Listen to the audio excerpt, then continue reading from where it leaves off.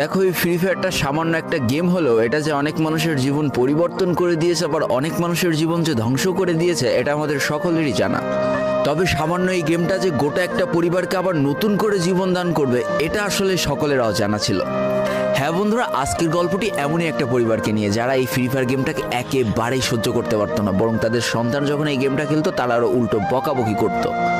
আর ভাগ্যের কি অপূর্ব লীলা খেলা, তখন সেই গেমটা আজকে গোটা পরিবারটাকে বাঁচিয়ে রেখেছে। আর এখন তার বাবা মাও উৎসাহ দেয় তাদের সন্তানকে যে ফ্রি ফায়ার খেলো। এজন্যই চলো জেনে আসি আসলে কি এমন ঘটেছিল ওই পরিবারটার সাথে। তো বেশি ব্যাকপ্যাক না করে ছোট্ট একটা ইন্ট্রো দিয়ে আজকের ভিডিও শুরু করা যায়। তো আজকের গল্পটা শুরু হতে চলেছে ছোট্ট একটা গ্রামের ছোট্ট একটা পরিবারকে নিয়ে।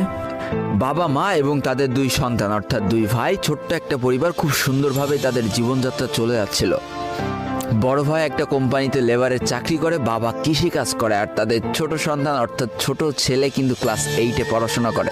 দারিদ্রতার বেড়াজালে আটকে পড়া পরিবারকে সাপোর্ট দেওয়ার জন্য তাদের বড় ভাইকে খুব অল্প বয়সে কাজে চলে যেতে হয়েছে।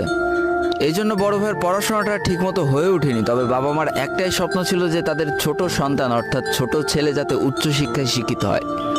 এই জন্য বাবা কৃষিকাজ করলেও সারাদিন মাঠে তুমুল কষ্ট করে এসে বাসায় যখন এসে দেখতো তাদের ছোট সন্তান পড়াশোনা করতেছে, সমস্ত কষ্ট এক চান্সে দূর হয়ে যেত।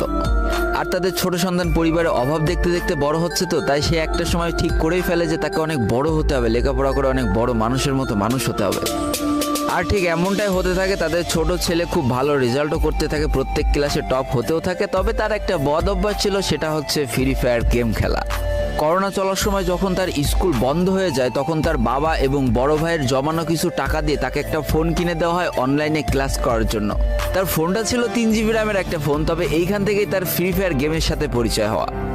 সারাদিন পড়াশোনার ফাঁকে সময় পেলেই সে ফ্রি ফায়ার গেম নিয়ে বসে পড়তো। আগে যেমন বাইরে খেলাধুলা করতো, এখন সে আর বাইরে খেলাধুলা করে না, ঘরে বসে সারাদিন ফোন টিপে আর ফোনে গেম খেলে।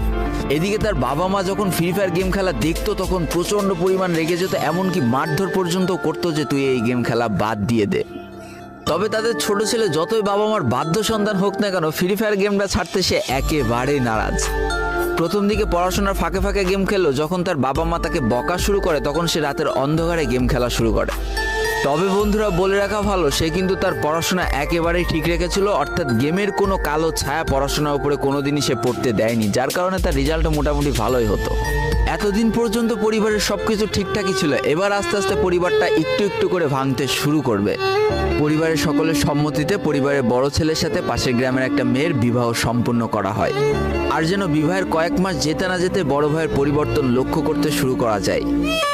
এতদিন ছোট ভাইয়ের পড়াশোনা খরচ বড় ভাই আর বাবা মিলে চালিয়ে আসলেও এখন আর বড় ভাই